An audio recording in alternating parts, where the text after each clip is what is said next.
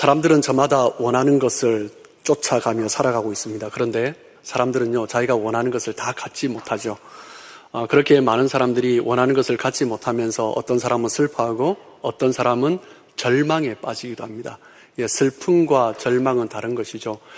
슬픔은 여러 가지 자기가 원하는 것, 좋아하는 것들 중에 하나를 잃었을 때 오는 감정입니다. 그래서 예를 들면 직장에서 자천이 된다든지 자기가 원하는 어떤 것을 얻지 못하였을 때 슬픔이 오죠. 그런데 그 슬픔은 가족들의 위로나 격려, 주변에서 북돋아 주면서 회복될 수가 있습니다. 그런데 절망이 왔을 때는 위로할 수가 없습니다.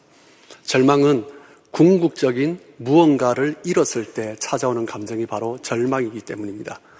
삶의 의미나 그 삶을 살아가는 궁극적인 원천을 잃으면 다른 어떤 것으로도 대체할 수가 없는 것입니다. 절망적이다라는 것은 이미 그 영혼이 산산조각이 났다라는 것을 의미하기 때문입니다. 이 세상 많은 사람들이 절망 가운데 빠져 있습니다. 무엇 때문입니까? 삶의 궁극적인 원인을, 토대를, 삶의 가장 기초가 되는 것들을 불완전한 것에 두고 있기 때문입니다. 영원하지 않은 것, 일시적인 것에 삶의 토대를 두고 있는 것이죠. 그렇기 때문에 사람들은 슬퍼하고 낙심하는 것입니다.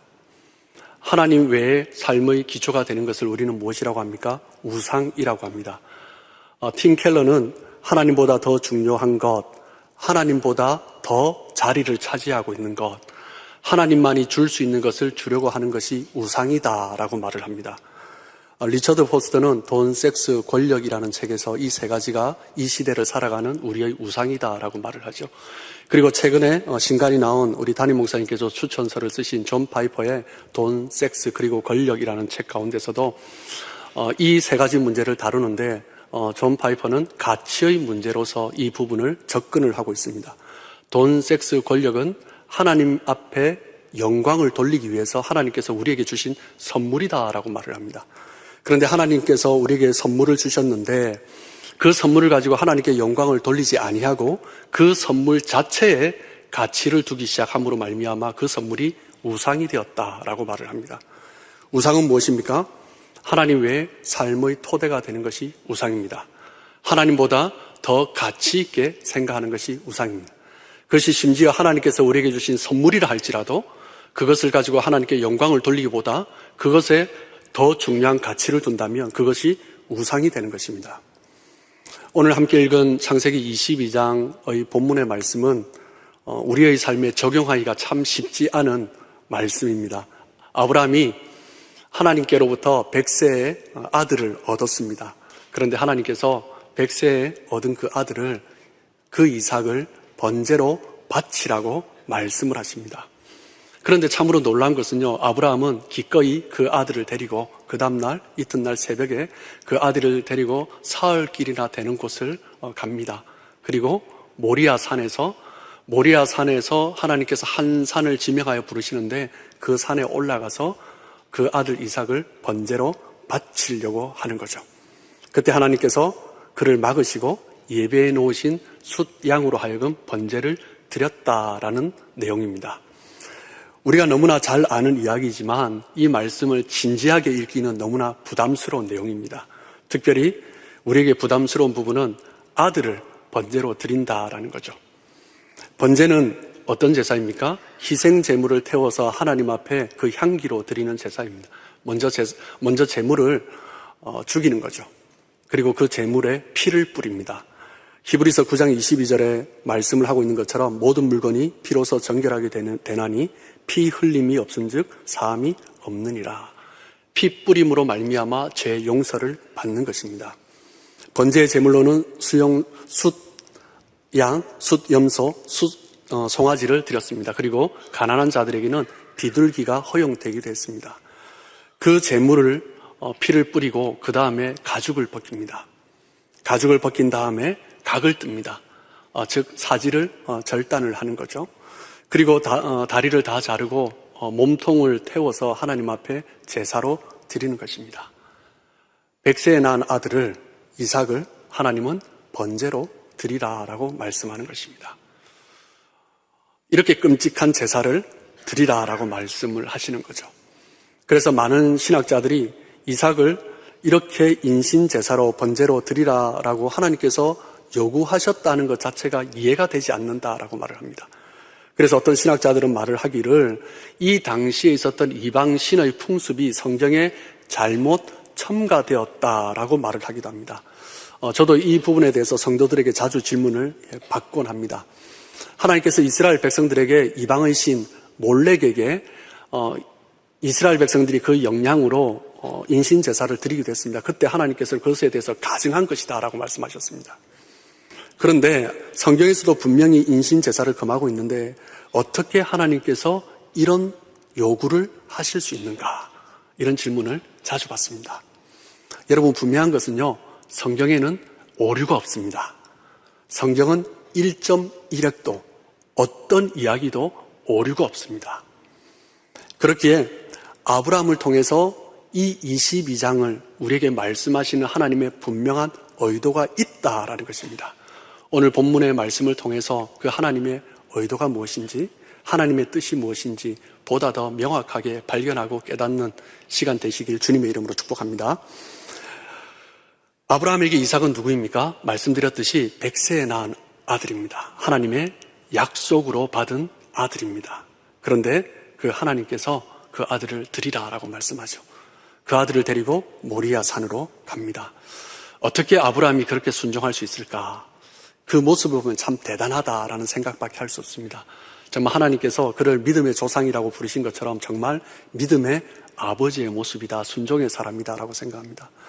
그런데 더 놀라운 것은요, 아브라함도 대단하지만 이삭도 참 대단한 것 같습니다. 오늘 22장 5절 말씀에 보면 아브라함은 이삭을 향해서 아이다라고 말을 합니다. 영어 성경에는 보이라고 말을 해요.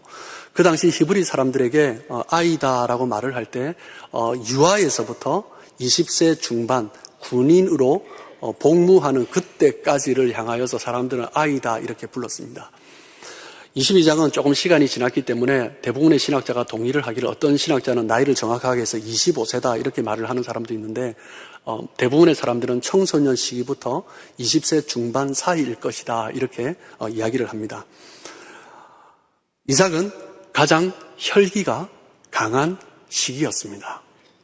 그 혈기왕성한 청년이 아버지가 자신을 제단에 올라가라고 했을 때 아버지가 들어 올렸을까요? 100세가 넘으신 아버지가 그 아들을 제단에 올리려고 할 때 자기 스스로 올라가지 않았을까요? 어떻게 그렇게 할 수 있을까? 어떻게 그 순종하는 그 아들 이삭의 모습을 보면서 어떻게 그럴 수 있을까? 아버지도 대단하지만 아들 이삭도 참 대단하다라는 생각을 해보게 됩니다. 그렇다면 하나님은 왜 이삭을 번제로 드리라고 하셨을까?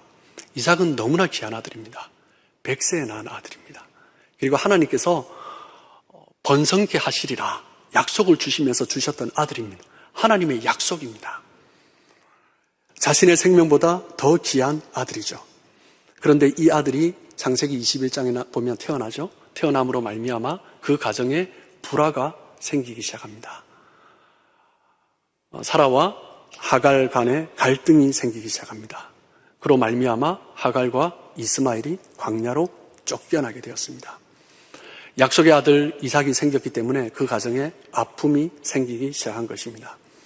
아브라함과 사라에게는 하나님께서 주신 축복의 자녀, 약속의 자녀로 주신 아들이 그 무엇보다 소중하고 존귀하고 가치 있는 존재였습니다. 존 파이퍼는 말을 하기를 돈, 섹스, 권력은 하나님께서 우리에게 주신 선물인데 그 선물을 하나님께 영광 돌리지 아니하고 그 선물 자체에 가치를 두기 시작하면 그것은 우상이 된다라고 말을 합니다. 어느 순간 아브라함에게는요, 이삭이 너무나 소중한 존재가 되었습니다. 너무나 가치 있는 존재가 되어버렸습니다. 그래서 하나님은 아브라함에게 이삭을 바치라고 말씀하신 것입니다. 하나님께서 아브라함에게 이삭을 바치라라고 말씀하셨을 때 아브라함은 자신의 내면을 바라보게 됩니다. 왜 하나님께서 나로 하여금 이삭을 바치라 하셨는지 아브라함은 알았던 것입니다. 자신의 내면에 자리 잡고 있던 이삭을 발견한 것입니다. 그렇기 때문에 아브라함은 아무 말 없이 순종함으로 모리아 산으로 이삭을 데리고 가는 것입니다. 아브라함이 살고 있던 고대 근동에서는 생명의 첫째 것은 신의 것이다라는 그런 문화가 있었습니다. 그래서 사람들은 그 죄를 용서받기 위해서 신의 것은 신에게 드려야 된다라고 생각을 했어요. 그래서 고대 근동의 많은 이방신들에게 장자를 바치는 그런 제사가 굉장히 성행했습니다. 첫째를 드릴 때 죄 용서를 받는다고 생각을 했죠. 아브라함도 고대 근동의 사람입니다. 하나님에 대해서는 여전히 조금 희미한 상태였죠. 그렇기 때문에 아브라함이 하나님께서 그런 요구를 하실 때 아브라함은 별 의심 없이 하나님의 말씀으로 받아들이고 순종을 했을 것입니다. 지금부터 제가 조금 설명을 할 텐데 지금부터 조금 잘 들어주셔야 됩니다. 왜냐하면 조금 헷갈리실 수도 있습니다. 성경을 보시되 좀 더 성경을 명확하게 보시길 원하는 마음으로 히브리어 원어를 제가 좀 설명을 드리겠습니다. 아브라함은 하나님 앞에 제사를 드렸던 그곳을 모리아산, 그곳을 여호와 이레, 여호와 하나님이라고 표현을 합니다. 여호와 이레의 뜻이 무엇입니까? 우리 14절 말씀 다시 한번 읽도록 하겠습니다. 시작.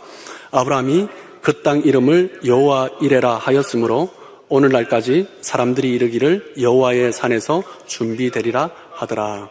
그 사람들은 그것을 여호와께서 친히 준비하셨다라고 말을 하면서 여호와 이레라고 불렀습니다. 하지만 여호와의 이레의 원뜻은요, 하나님이 준비하셨다라는 뜻이 아니라 하나님이 보신다라는 뜻입니다. 저호바 이레라는 의미는 저호바 시스, 하나님이 보고 계신다라는 의미입니다. 하나님께서 무엇을 보셨습니까? 하나님은 이삭을 아브라함에게 주었는데 그 아브라함에게 이삭이 어떤 존재가 되었는지 하나님은 보셨던 것입니다. 하나님은 그 아브라함을 마음을 보셨기 때문에 아브라함은 하나님을 드리던 그것을 하나님께서 보신다라고 칭하는 것입니다. 하나님의 말씀이 떨어지자마자 아브라함은 자신의 죄를 본 것입니다.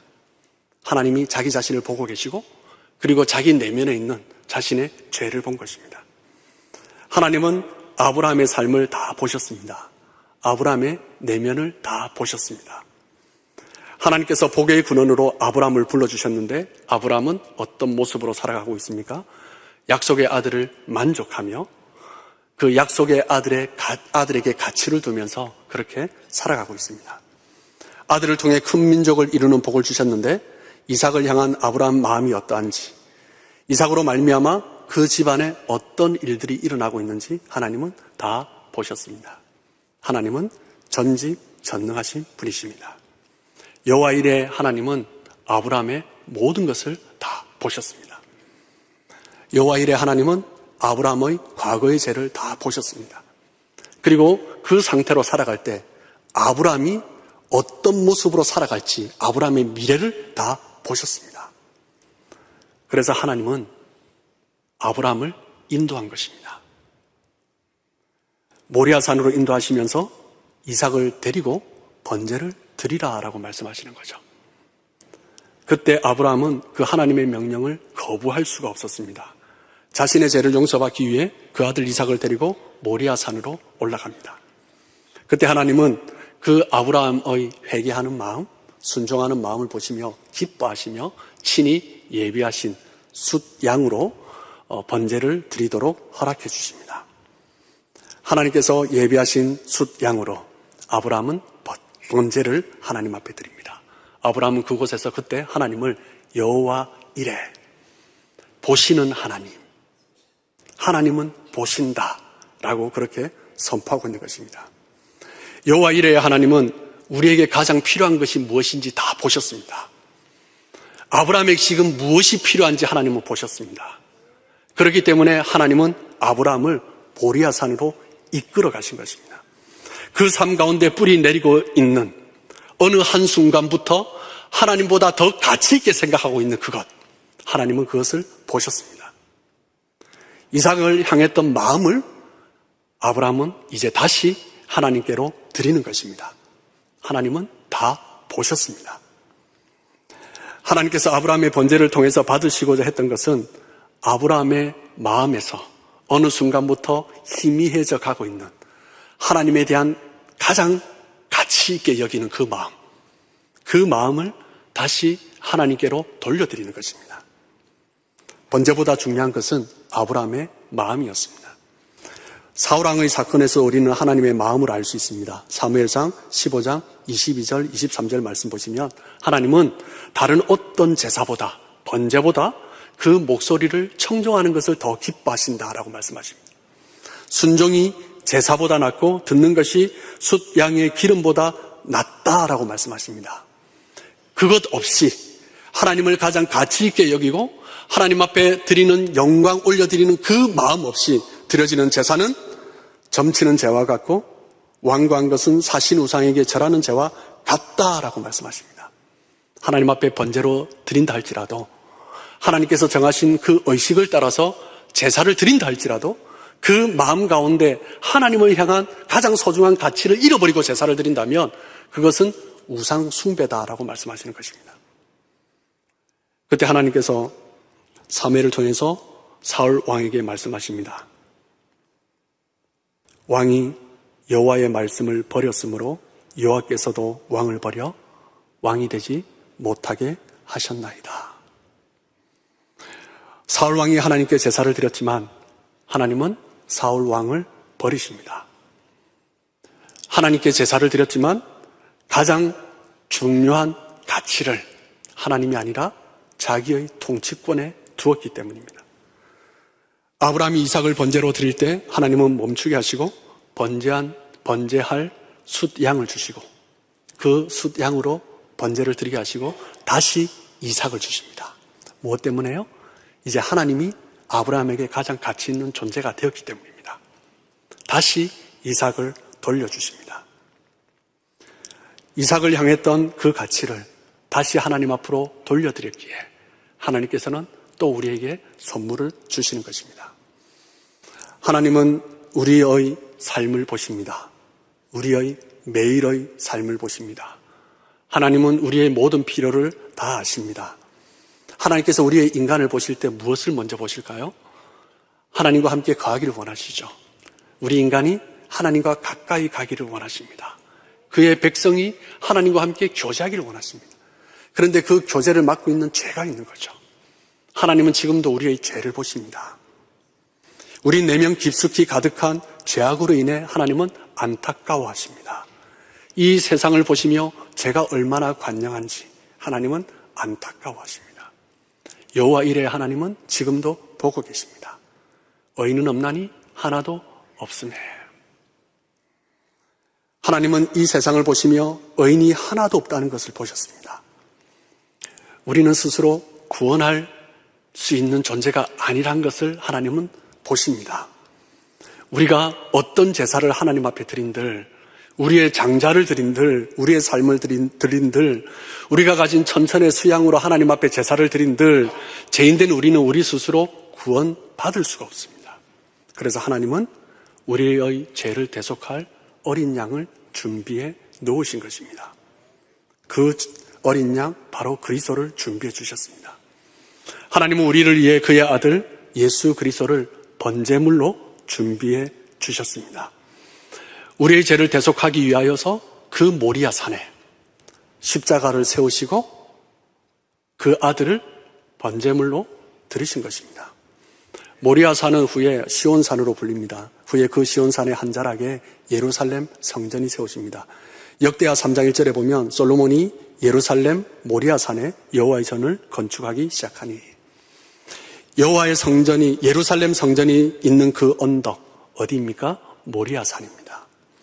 갈보리 언덕에서 예수님께서 십자가에 매어 달리셨던 그곳이 어디입니까? 모리아 산입니다. 아브라함이 이삭을 드릴 때 준비해 두셨던 그 수량은 이제 갈보리 산에서 예수 그리스도로 하나님께서 준비해 주실 것입니다. 모리아 산의 번제물은 바로 예수 그리스도이십니다.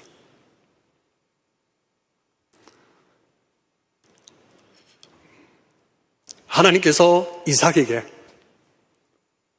번제물로 제단에 올라가라 말씀하신 것은, 하나님께서 아브라함에게 이삭을 번제물로 드리라라고 말씀하신 것은 아브라함이 이삭에게 하는 말이 아니라 하나님이 친히 자신에게 하고 있는 말씀입니다.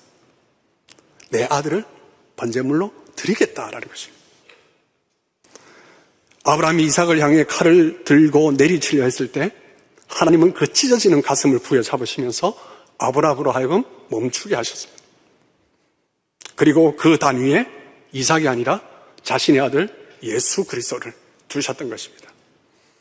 로마서 8장 32절은 고백합니다. 자기 아들을 아끼지 아니하시고 우리 모든 사람을 위해 내어주시니가 어찌 그 아들과 함께 모든 것을 우리에게 주시지 아니하겠느냐.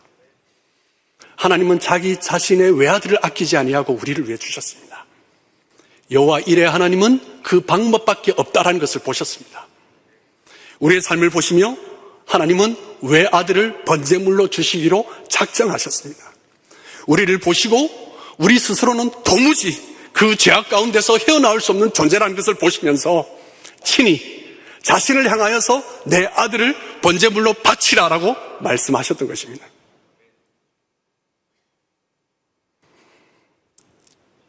우리의 죄 용서함을 받기 위해서 우리는 제물을 드려야 합니다. 우리의 가장 소중한 장자를 하나님 앞에 드려야 됩니다. 그런데 하나님께서는 우리의 제물 대신 자신의 장자를, 자신의 외아들을 번제물로 십자가에 매다셨습니다. 그 사랑이 어찌 큰지 주님은 모든 것을 우리에게 주셨습니다. 아브라함이 종들과 함께 모리아산으로 올라갈 때 종들로 하여금 멀리 떨어져 있으라라고 말을 합니다. 그리고 아들과 단둘이 모리아산으로 올라갑니다. 그 마음이 어땠을까? 비아 돌로로사, 마치 도수장으로 끌려가는 어린 양처럼, 털 깎는 자 앞에서 잠잠한 어린 양처럼 채찍 맞고 침뱉음 당하도록 내버려 두시며 하나님 아버지께서는 친히 그 아들 예수 그리스도를 십자가의 길로 갈보리 산으로 데려가셨습니다.